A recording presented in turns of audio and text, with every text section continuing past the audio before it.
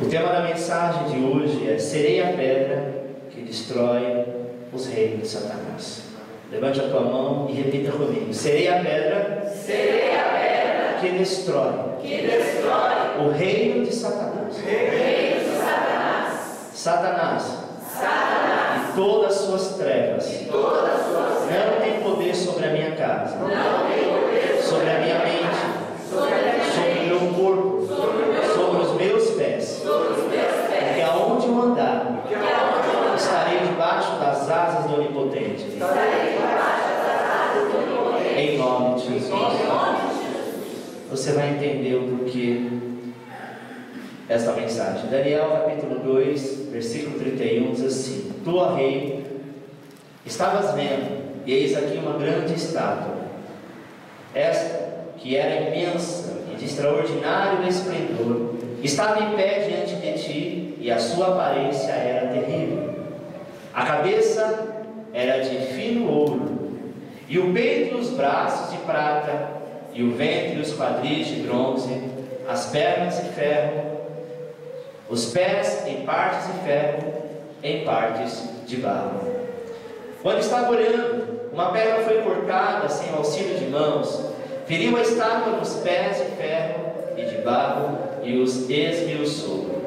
Então foi juntamente esmiuçado o ferro, o barro, o bronze, a prata e o ouro, os quais se fizeram como a palha da ilha no estio, e o vento os levou, e dele não se viram mais vestígios. Mas a pedra que feriu a estátua se tornou uma grande montanha que encheu toda a terra. Oremos ao Senhor. Eterno Deus e Pai, diante da Tua presença, Senhor, nos colocamos nesta hora, Pai querido, para glorificar e bendizer ao Teu santo nome, para que seja derramado, Senhor, uma unção de graça, e que o coração da Tua igreja esteja apto para receber a palavra, e a mente aberta para ouvir, Senhor, os Teus conselhos. Deus querido, todo o altar levantado pelo inimigo seja agora por terra, em nome de Jesus. Amém. A Bíblia diz que Daniel teve uma visão, amado. E Daniel, ele foi um dos profetas que, para quem estuda escatologia, entende que ele foi uma das pessoas responsáveis, ao qual Deus deu muitas visões das coisas futuras que aconteceriam. E a estátua do rei Nabucodonosor foi uma delas, sabe? O rei havia sonhado que havia uma visão, nesta visão, uma grande estátua, e cada parte dela era distinta, conforme mostra a palavra de Deus. Cada parte da estátua significa um dos reinos de Satanás, ou quando se transfere para o ser humano, esses mesmos reinos, ele tenta colocar prisões, cadeias, ele tenta colocar algumas manifestações de espíritos que agem não com incorporação, mas com sentimento. Você já viu pessoas que se converteram e com o tempo, ao passar dos anos, elas continuavam a mesma coisa? Eram pessoas que faziam escândalo, que faziam barracos, pessoas que não perdoavam a ninguém, que se possível saía no tapa com todo mundo. Ela se converte e ela continua sendo um crente barraqueiro. São situações que às vezes a pessoa diz assim: não, mas meu pai era assim, minha mãe era assim, meus avós eram assim, mas eu continuo sendo assim. Uma questão de temperamento errado. A Bíblia diz que quando o Espírito Santo entra na nossa vida, sai todo o barraco e fica a mansidão. Aleluia! Amém? E se alguma coisa continua persistindo em estar desse jeito, meu amado, minha amada, é hora de dobrar o joelho e dizer: Senhor, eu não quero que o reino das trevas tome posse da minha vida. Por isso que a mensagem, que você tem que ser a pedra que destrói o reino de Satanás. Amém? Isso significa um reino onde ele tenta, com suas malignidades, exercer o domínio sobre a terra, e por muitas vezes exercer o domínio sobre algumas pessoas. Porém, meu amado, de forma profética, esses reinos foram destruídos por uma pedra na visão, que não foi trabalhada por mãos de homens. E esta pedra, onde a palavra de Deus chama este ser, este homem, este Deus, de pedra de esquina, esta pedra é Jesus Cristo. Só Jesus pode quebrar todo o principado. Amém? Primeiro, entendemos os reinos que Daniel enxergou.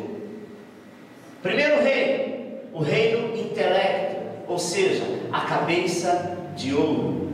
Na estátua, ele vê algo semelhante a isso, a estátua do rei Nabucodonosor, e essa estátua era feita de alguns materiais, e materiais nobres. A cabeça era feita de ouro, e significa o reino do intelectual, o reino daquilo que o homem procura através da sua mente substituir. O apóstolo Paulo fala que a letra mata, mas o espírito vivifica. Nós devemos ser, devemos ser doutorados em vários assuntos, mas o mais específico é a palavra de Deus. Tem gente que perde muito tempo lendo livros, se formando, buscando, entendendo, tudo isso é válido, mas nada vale se não tiver entendimento daquilo que Deus quer falar contigo. Amém? Eu posso ser um professor em várias matérias. Se eu não tiver o conhecimento, o discernimento bíblico do que Deus quer falar comigo, de tudo que eu tenho, para nada me serve. Amém, meu irmão? A tentativa de Satanás, por muitas vezes, é através do poder da mente, através do poder da cabeça, através do poder, do que está no alto, do que está no domínio. Este é desprezar as coisas do Espírito Santo.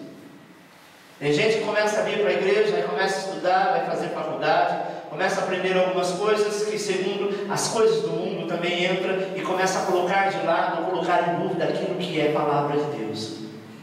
A Bíblia é o único livro que, desde que foi editado, graficamente, ele bate recorde todo ano. Ele é o maior best-seller que a Terra pode conhecer.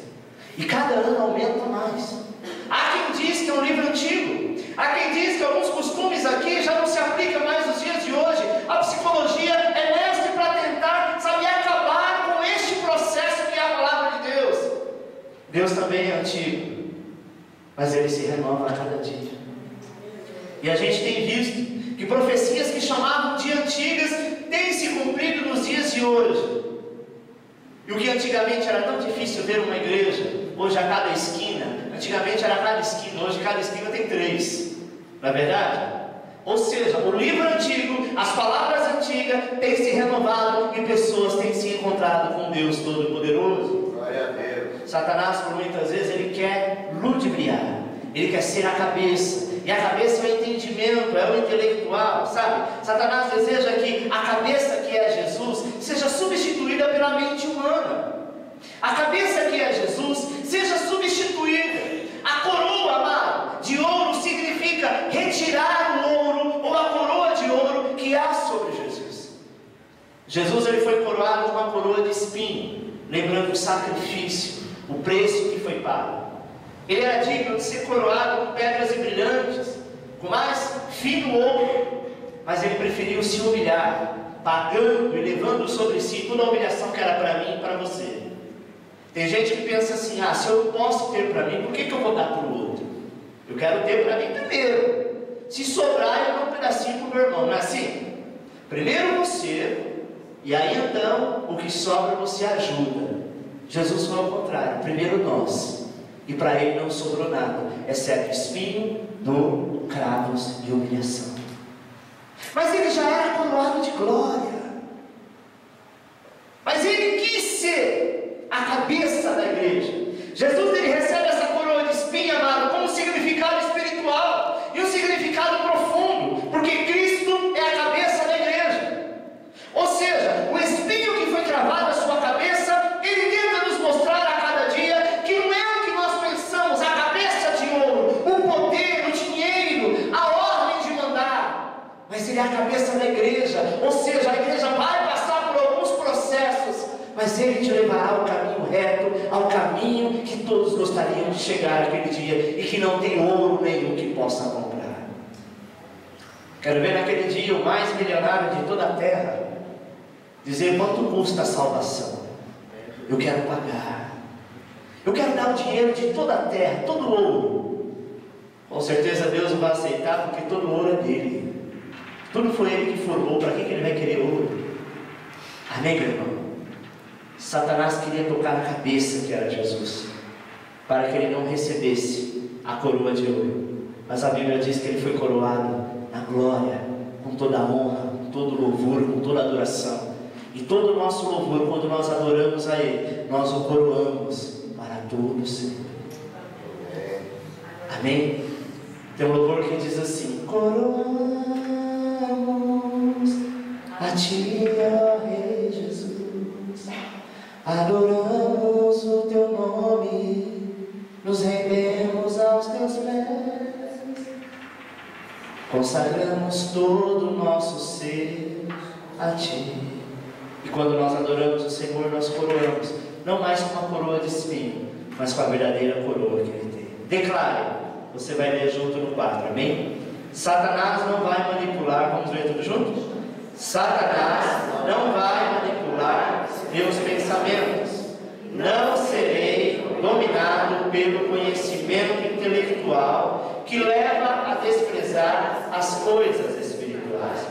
Eu tenho a mente de Cristo, eu tenho discernimento espiritual em nome de Jesus. Você crê nisso? Amém. O intelectual, ele faz parte para o dia a dia, para o seu currículo. Mas o mundo espiritual, ele não tem valor algum. Amém. Tem poder algum. Às vezes Deus quer nos revelar algo e a gente começa a dizer: não, mas isso não é possível. Às vezes Deus quer te dar alguma coisa e você fica procurando na Bíblia, dizendo: mas aonde está escrito isso? Existe coisa, amado, que não está escrito, mas que se o Senhor ordenou você fazer, faça, e você vai ver o agir de Deus. Segundo reino, o reino do pecado: peitos e braços de prata. Percebe que a estátua tinha a cabeça de ouro, o peito e os braços era de outro material, era prata. Simboliza o reino do pecado, que toca no peito, ou seja, que toca nos sentimentos. E é essa a vontade de Satanás: tentar, através do pecado, levar os servos de Deus a uma vida mundana de sentimentos. Antigamente, na época se tinha pudor. E talvez você vá ouvir o que eu vou dizer e vai dizer: ah, pastor, mas também era um exagero na época.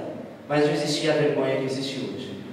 As pessoas, quando iam namorar, elas passavam um processo de tempo, conhecendo, paquerando, até chegar no namoro. E quando chegava no namoro, o rapaz tinha que falar com o pai, e o pai permitia. E todo aquele que namorava longe dos olhos do pai estava errado. Era conhecido como prostituição, que a Bíblia diz. Hoje é a mesma coisa. Hoje o crente vem para a igreja, ele fica com um, fica com o outro também, e vai experimentando. Igual quando você vai num lugar onde existe degustação de bebida ou de comida, você vai degustando, né? E o ficar hoje é tudo. Aí a pessoa diz: não, mas eu vou levar para a igreja em nome de Jesus. Você tem que levar, meu irmão, porque o pecado já tomou conta. Quem sabe quando vier para a igreja se converte e namora de maneira correta até chegar ao altar. Nós já ministramos várias vezes que o homem, quando vai para a tenda com a mulher, ele coabitando com ela, ele já fez aliança com ela. E quando esta aliança é quebrada, é o pacto que é quebrado, e a Bíblia diz que o nosso Deus é Deus de aliança. E o diabo quer isso, que você peca mesmo. Ninguém está vendo, o pastor não está vendo, mas pastor não vai te dar salvação nem a igreja. Jesus, que não poderia ver, está olhando. Quantas coisas, amado, o diabo ele tenta mudar, sabe? Ele tenta colocar esta imagem, esta estátua do rei Nabucodonosor, este poder, este império.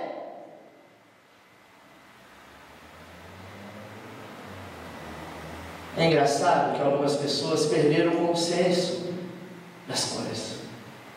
E o conceito delas é prostituição e está gravado no seu peito. Eu sou totalmente contra a tatuagem, totalmente. Mas há quem tem, e há quem queira fazer. Biblicamente é condenado isso, porque o seu corpo não é mato para ficar sendo escrito. E não é mapa para ficar sendo marcado. Pastor, mas eu não aceitei Jesus, eu já tinha. É uma outra história. Mas tem crente que quer fazer quando vai na praia e diz assim: não, mas é uma tatuagem de renda. Não tem nada não, depois lava e sai. É pecado. É vaidade. E essa vaidade é extrema. Quem faz uma tatuagem porque quer mostrar? Sim ou não? E tem cada lugar que as pessoas fazem tatuagem. Você vai na praia, você vê aquelas moças com um biquíni, onde a tatuagem está metade para dentro e um pouquinho para fora. Alguém vai ver. Nem que for uma desculpa de ver a tatuagem. Agora para quê? Tem pessoas que mudam completamente, mano. E este reino de prata, que domina a parte dos sentimentos do peito, ele faz com que as pessoas mudem os seus sentimentos de maneira inexplicável. Uma hora ela está de um jeito, de tarde ela está de outro, e à noite ela está com outro sentimento. Tem pessoas que você olha, cada dia tem uma atitude. Um dia é crente, outro dia é mais ou menos, outro dia é do mundo, depois volta à escala do primeiro. Preste atenção. Talvez você não se dobra diante de imagem alguma, mas está se dobrando diante de reinos que o mundo tem tentado implantar dentro da igreja. Eu não sei o que vai acontecer com a igreja daqui a alguns anos. Por isso que eu acredito que Jesus está às portas. Porque se forem aprovadas algumas leis que estão sendo estudadas para aprovar, as portas vão se fechar cada dia mais e o pecado vai entrar como se fosse uma coisa normal. Se aprovarem essa PL que estão tentando aprovar o homossexualismo, coitado das igrejas. A Bíblia diz, amado, que Deus ama o pecador, não o pecado. Se chegar qualquer pessoa com sua opção sexual, o problema é dela. Mas eu não tenho que aceitar. Eu já nem gosto que casal hétero, marido e mulher, na igreja fica de mão dada, porque na igreja você é irmão, você não é marido e mulher. Agora imagine um casal de biba de mãos dadas. E o seu filho do lado olhando assim: pai, por que dois homens estão de mãos dadas? E o pastor não poder falar nada, porque se falar é discriminação. E eles querem colocar esta lei exatamente como a lei que é discriminação do negro e de outros. Então preste atenção, não se escandalize se essas leis forem aprovadas, porque os políticos não estão nem aí, eles querem voto. E essas coisas vão entrando na igreja e vai ficar uma coisa tão normal. Começa por aí. Antigamente, homem que usava brinco era um escândalo. Hoje usa brinco no altar. O pecado é assim, ele começa de uma maneira bem sutil. Todo mundo fala: oh, Deus me livre. Passados os anos, fala: não é tão feio assim. Outros anos, mas que nada, você é careta, uma coisa tão normal. Engraçado, o que era ruim no passado se tornou bom. Satanás é mestre para isso. E as leis vão chegando, vão acontecendo, o ser humano vai se adaptando. É igual o crente de piercing. Tem que se converter. Devia colocar uma corrente no piercing e sair puxando. Sabe por quê, irmão?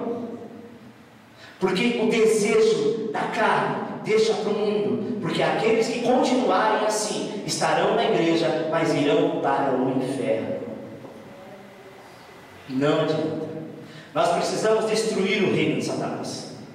Só que o reino de Satanás tem entrado nas igrejas, tem entrado nas casas. Os pais às vezes não querem falar, sabe? Porque o filho é rebelde, porque o filho não aceita. Ah, o filho então que, sabe, vá procurar sua turma, mas dentro da casa do pai e mãe tem que obedecer. Dentro da igreja tem que obedecer. Pastor, não vai ficar ninguém na igreja. Eu não estou aqui ganhando ponto e nem penso por quantidade de cabeça que serve a Deus.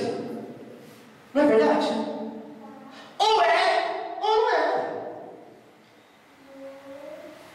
É a mesma coisa você ficar na fila para tentar jogar na loteria sabendo que você não vai ganhar, você está jogando dinheiro fora. Para que vir na igreja se você não serve a Deus de maneira correta? Não venha. Ou se vier, você só está perdendo o seu tempo. Você poderia estar fazendo qualquer outra coisa, matando, roubando, se prostituindo, mas não, você está na igreja, perdendo tempo, porque a sua mente é essa. Não é verdade, irmão? É o contrário. O salário do pecado, meu irmão, é a morte. E pecado significa transgredir a vontade do Senhor. Quando eu peco, eu estou transgredindo a vontade do Senhor e batendo palmo para o diabo, dizendo: aí, colega, estou fazendo a tua vontade. Você achou que me perdeu, mas eu estou aqui, ó, firme e forte, só com a Bíblia debaixo do braço, mas se você não se importa. Amém? Pecado, amado, quer entrar, está entrando na igreja, quer dominar nossas vidas para destruir o quê? A primeira coisa que o pecado quer fazer, este reino fazer, entrar no seu peito, no teu coração, na área do teu sentimento, que é o que envolve. Fazendo com que ficamos impossibilitados de abraçar a nossa fé, de abraçar o nosso ministério. Deus tem um chamado lindo para a igreja, mas muitas vezes deixa de fazer. Nós não podemos servir a dois senhores, não podemos servir a Deus e a mentira. Eu posso não ver, o A pode não ver, o B pode não ver, mas a Bíblia diz que os olhos do Senhor tudo vê. Seria bom que Deus fosse como as pessoas dizem: ah, mas Deus entende. Ele só não aceita, ele até entende. Agora, na curva do vento, quando o Senhor pegar, não tem pastor que ore, não tem esposa, não tem marido, não tem filho, não tem sogra, sogro, não tem irmão, não tem parente, não tem amigo, não tem ninguém. E aquele que entra na frente, o pau quebra também. A Bíblia diz: dura coisa é cair nas mãos do Deus vivo. Amém, meu irmão? Eu não sei se a chance que eu tive quando eu me converti foi a última. Não sei. Eu sei que eu não quero pagar. Nós não podemos servir a Deus e uma vida sexualmente, sabe, desregrada, uma vida totalmente desarrumada, porque não há bênção de Deus. E detalhe, você traz maldição para a tua casa. Pai, mãe, esposa, filho, irmãos, a casa não está andando direito, senta com todos e diz: escuta, o pecado está entrando e dominando a casa. Eu quero saber através de quem, porque se tiver, não adianta a gente nadar e morrer na praia. Tem família que estão nadando há anos morrendo na praia, e às vezes sabe do pecado do filho, sabe do pecado do marido. Ah, mas para que o marido não vai embora, a mulher aceita. Para que a esposa não vai embora, o marido aceita. Ah, para que o filho não se revolte e caia no mundo, nas drogas, na prostituição, pai e mãe aceita. Ah, porque é meu irmão, é meu tio, é meu cunhado, é meu primo, mas tadinho, não tem onde morar. Só que o pecado está entrando dentro da tua casa e a casa é tua, e o Senhor te diz: tu és responsável. Deus não tem como habitar. Amém? Declare. Vamos ler tudo junto. O sentimento de Cristo está na minha vida. Eu sirvo somente ao Senhor Jesus Cristo. Não serei massa de manobra das malignidades do inferno. O pecado não reina na minha vida. A minha realização está em servir ao Senhor. Terceiro reino, reino da religiosidade. O quadril de bronze. O ventre e o quadril de bronze representa o reino da religião, porque a religiosidade é externa. Tem gente, amado, que não se converteu, aceitou uma religião, diz: não, hoje é Santa Ceia, tem que ir lá, se eu não for lá, o pastor vai me ligar, vai puxar meu orelha. Olha, chegou o final do mês, eu não entreguei meu dízimo ainda, vou entregar, porque senão vou ser puxado a orelha. Amado, tudo que nós temos que fazer não é para que ninguém puxe a orelha, é porque nós temos que fazer por amor. Amém? Se você estiver num relacionamento onde você diz assim: meu Deus, eu tenho que ir para casa, eu preferia ficar na rua, é melhor você pensar bem, porque o amor acabou faz muito tempo. Nós não podemos fazer nada obrigado. A religiosidade é a mesma coisa. Existem muitas pessoas religiosas e não convertidas. Amém? falam igual crente, pensam igual crente, mas a atitude não é de crente. É simples. Eu sempre ensino isso, que a boca fala, o coração está cheio. Converse com a pessoa durante meia hora, e meia hora o que ela for falar em determinados assuntos, você vai ver que Deus não está ali. Eu dei uma bronca numa pessoa essa semana, não vou revelar o nome, eu acho que essa pessoa nem está aqui. Mas ela disse assim: pastor, domingo eu não vou vir na igreja, porque eu vou ter que ir no cemitério. Aí eu disse assim: fazer o que no cemitério, meu irmão? Eu vou lá acompanhar fulano de tal. Inocente a pessoa, totalmente inocente. Eu disse: mas não pode. Mas eu não vou fazer nada. Eu disse: escuta, meu irmão, se você vai até o cemitério e não vai fazer nada, para que você vai? Só para fazer companhia. Eu falei: engraçado, se eu fosse roubar um carro e você fosse comigo para fazer companhia, a polícia chegar, você ia dizer o quê? Eu não fiz nada, mas você é conivente, é cúmplice, não é? A pessoa não conhece a Deus, vai lá acender vela, agradecer para o pai que morreu, para o marido, seja lá quem for, porém você está lá com essa pessoa, e essa pessoa está fazendo culto a demônios, aos mortos, e você tem a sua participação. Sabe o que chama isso? Religiosidade. A pessoa só é religiosa. Alguns é porque não conhece, né? Vacilou. Eu tenho certeza que esse irmão não vai, porque o pastor falou, parou e pensou. Mas tem pessoas que fazem. Como nessa época de junho, julho, crente enquernece. Comidas oferecidas a João, a Pedro e a Antônio. E os crentes tudo lá nas quermesses, mandando as suas criancinhas dançar quadrilha. Aí diz: pastor, minha vida está amarrada financeiramente. Por que será? Porque você é religioso, porque não se converteu ainda.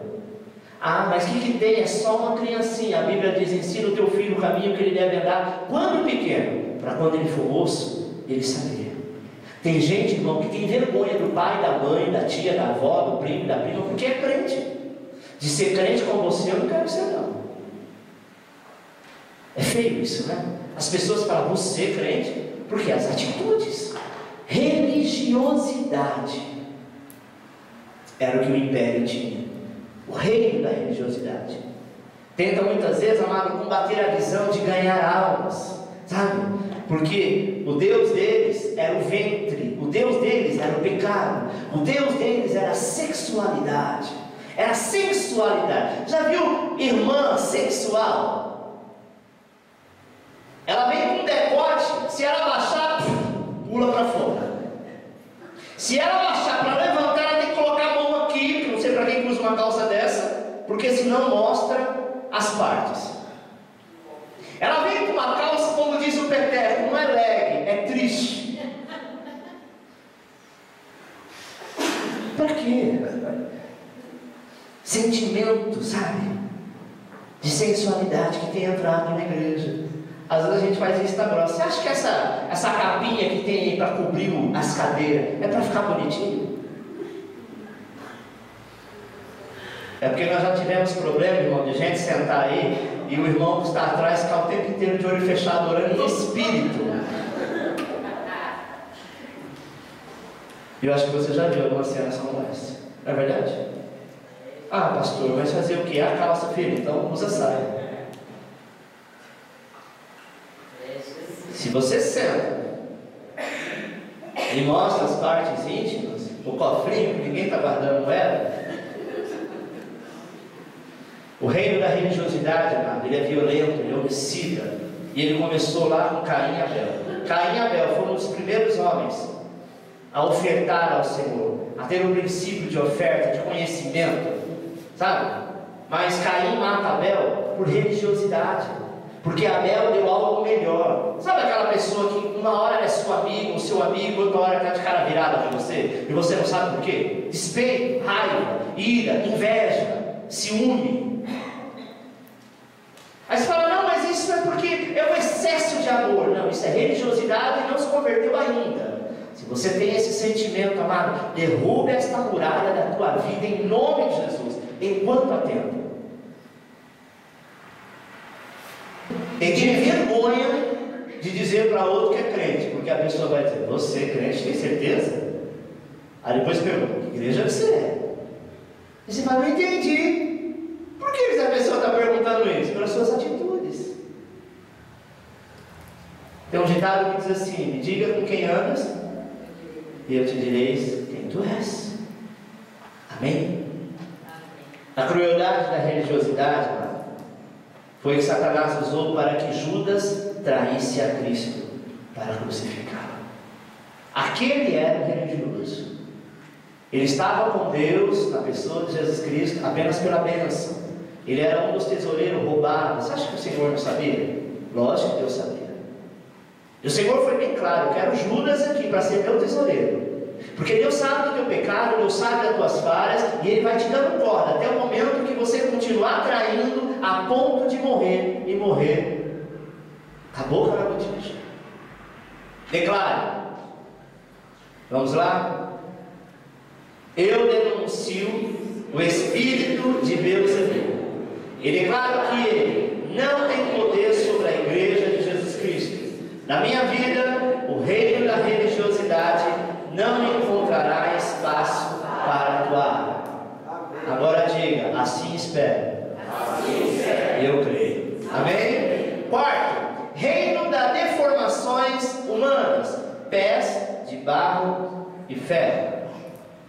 Essa era a quarta parte que Daniel viu naquela estátua.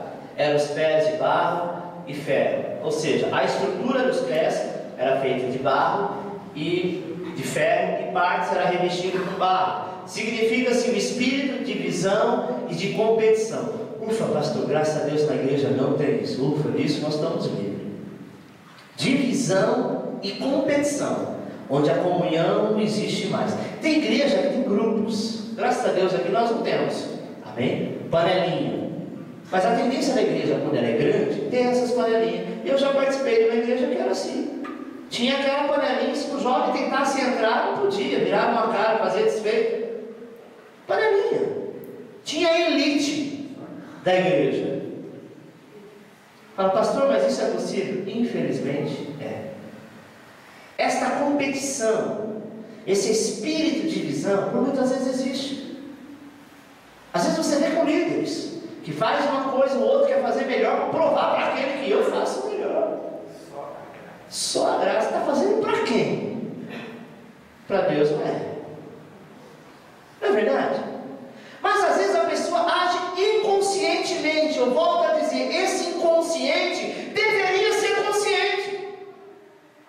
Por que ele é inconsciente? Por que o inconsciente é quando nós o percebemos, é quando nós não prestamos atenção? Então preste atenção. Então comece a prestar atenção. Meu irmão, quando você começa a ter dúvida, chame alguém e fala: meu irmão, você é meu amigo? Sou. Então fale para mim quais são os meus defeitos, onde eu não consigo ver e as pessoas conseguem ver, porque eu quero ser um cristão melhor.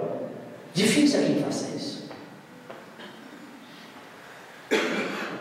O normal é assim: olha, eu sou muito seu amigo e você tem esse defeito. Fala, não. Ah, não. Fala de qualquer coisa, mas não vem tocar. Por que e você? E você? Você também faz isso e você faz daquilo. Você entendeu? Que a arma de defesa não é para tentar mudar, tentar ser diferente, mas acusar o outro dizendo: cala tua boca, não fala, porque eu vou continuar sendo assim, você tem que me aceitar. Isso é no casamento, isso é no trabalho, isso é na igreja.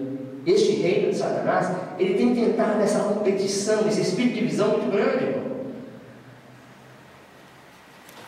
E quando acontece na igreja, o pastor percebe, aí o pastor põe aquela pessoa no seu devido lugar, e ela vem com o espírito de divisão e começa a dividir o outro. Está vendo, pastor? Fez isso comigo, eu não merecia, e não sei o que, não sei o que. Deus sabe por quê. Ninguém é repreendido pelo Senhor, ou pelo líder do Senhor, se Deus não tiver um negócio. Amém, meu irmão? Nós precisamos ser humildes de saber que quando estamos errados temos que parar para poder consertar.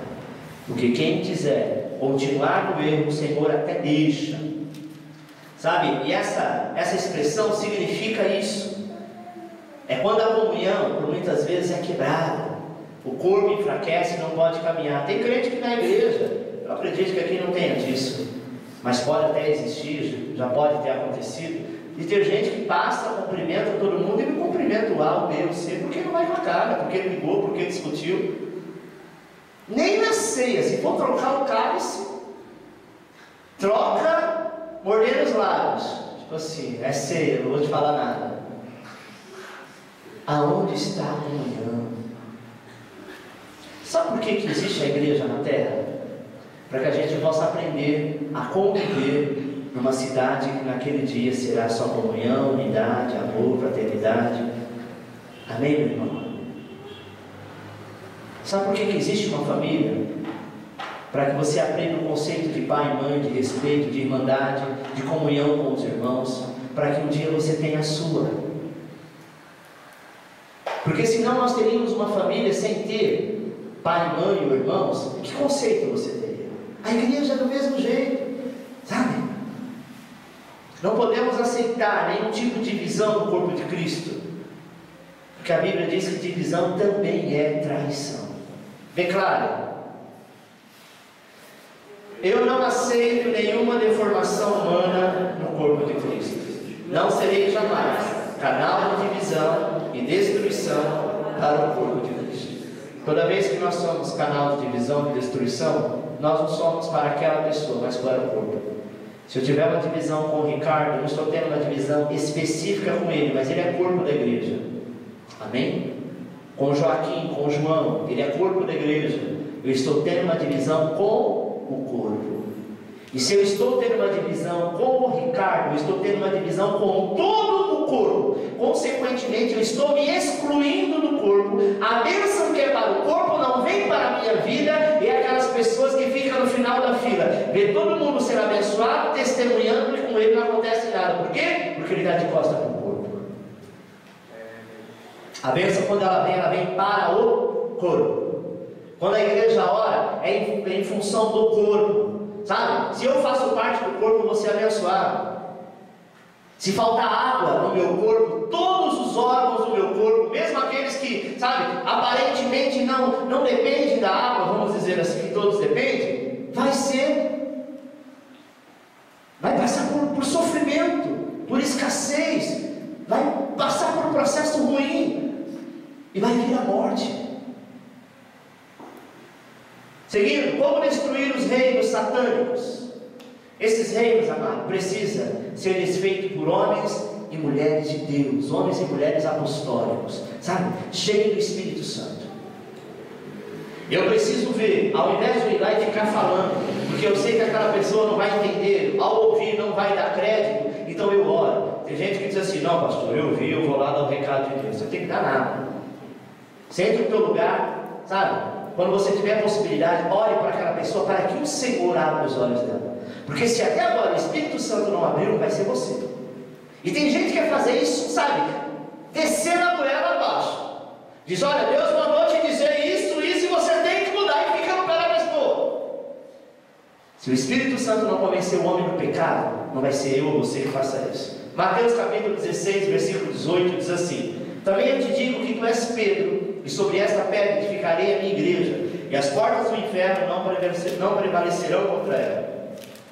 Dar-te-eis as chaves do reino dos céus, e o que ligares na terra será sido ligado nos céus, e o que desligares na terra terá sido desligado nos céus. Jesus disse, amado, que Pedro era pedra, pois o nome Pedro significa pedra. Amém? Nós, por muitas vezes, precisamos ser esta pedra que edifica a igreja. Edificar não é falar para os outros. Tem gente que conhece o problema de um, sai falando para a igreja inteira, para os irmãos. Olha, irmão, só estou dizendo, não é que eu estou falando mal, nem fofocando, não. Eu só estou dizendo para o irmão orar, mas já fofocou. O irmão chama o outro para orar e o outro é uma corrente de oração que não chega no céu. Só chega entre eles.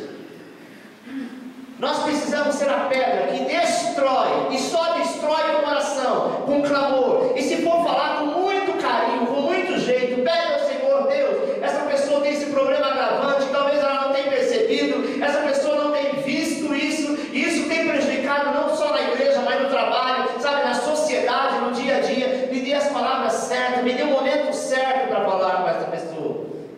Porque falar defeito é muito difícil, irmão. Falar de acerto é fácil. Você fala: nossa, você tem isso de bom. pessoa não se ofende. Mas fala para ela: olha, você tem 10 coisas boas, e fala uma coisa ruim para ver se, dependendo da pessoa, não vira a cara. Então a gente tem que ter jeito, e aí sim tu serás a pedra que vai mudar essa história. Amém? Jesus, ele deu este poder e essa autoridade para a igreja, para que nós possamos ser a pedra que destrói o reino de Satanás. Somos a pedra que é jogada para destruir, para orar, para clamar o reino das trevas aqui na terra. Amém? Seguindo, sou uma pedra que destrói os reinos satânicos. Primeiro, quando não me utilizo de armas humanas, mas espirituais. 2 Coríntios 10:4 diz assim: porque as armas da nossa milícia não são carnais, e sim poderosas em Deus, para destruir fortalezas e anulando nossos sofismas. Quando Jesus foi preso, amado, ele passou por um momento de agressão, mas ele não usou espada. Mas a Bíblia diz que Pedro, ele utiliza aquela espada como ato de defesa. E quando ele utiliza aquela espada, que era uma espada natural, sabe? Ele poderia ter usado aquela espada espiritual, que era a palavra de Deus, mas Pedro ficou muito motivado com aquilo, sabe? E ele tira então a arma do próprio soldado e corta a orelha do soldado que estava prendendo Jesus.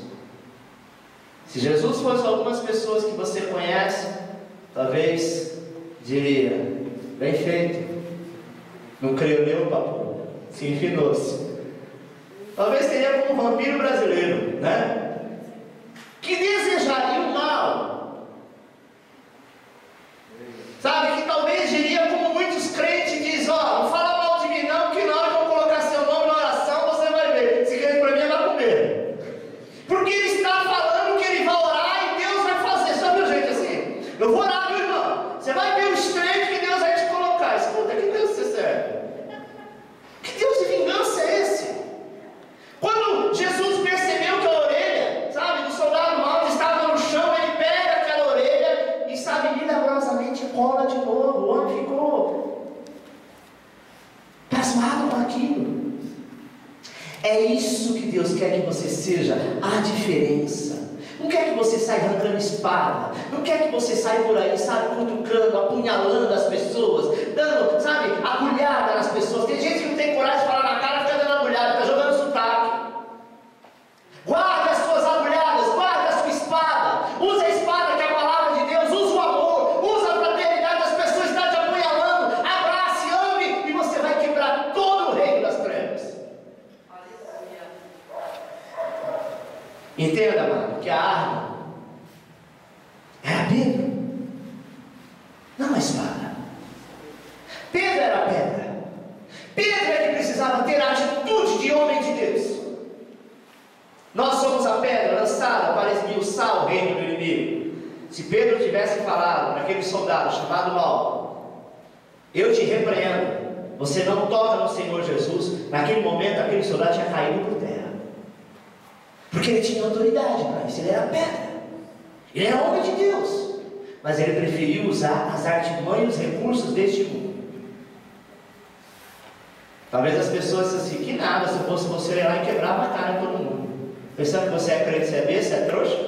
Vai lá, quebra a cara, vai lá, arruma um barraco, quebra tudo, mostra quem manda. E o crente é isso mesmo. Oh Jesus, que espírito é esse que está nele? Às vezes a nossa carne, sabe, diz isso. O pastor Cláudio Duarte estava ministrando, que ele levou uma fechada no trânsito, e ele ficou muito chateado. Era para ele estacionar, alguém foi rapidinho e entrou. O homem disse que a vontade dele era abrir o carro lentamente, abrir o porta-mala, pegar a chave de roda, chegar até aquele carro, quebrar todos os vidros, quebrar, amassar o carro inteiro, depois pegar o cara pelo colarinho, quebrar ele todinho e dizer: esta vaga era minha. Mas o Espírito de Deus disse com ele: meu filho, deixe para lá. E ele disse: Amém. Vou procurar outra vaga. A vontade do homem é essa. Amém? Te fechou, em vez de dizer que ele é o filho da Xuxa, da Hebe, diz: seu filho de Cristo te ama. Jesus será na tua vida, se não é ainda. Ô irmão, que tem de crente que fala palavrão, misericórdia. Segundo, quando entendo que Deus vai me usar para destruir os gigantes. 1 João 3, capítulo 3, versículo 8, a parte B do versículo diz assim: para isto se manifestou o Filho de Deus, para destruir as obras do diabo. Nós devemos fugir dos desafios. Os gigantes, por muitas vezes, podem até se levantar, podem até surgir, mas Deus quer te usar para destruir esses gigantes que levantam. Senhor, me dá graça, me dá mansidão, me dá sabedoria, Pai, para falar. Amados, já viu aquele ditado que quando um não quer, dois não brigam? Sim ou não? Tem crente que gosta de briga.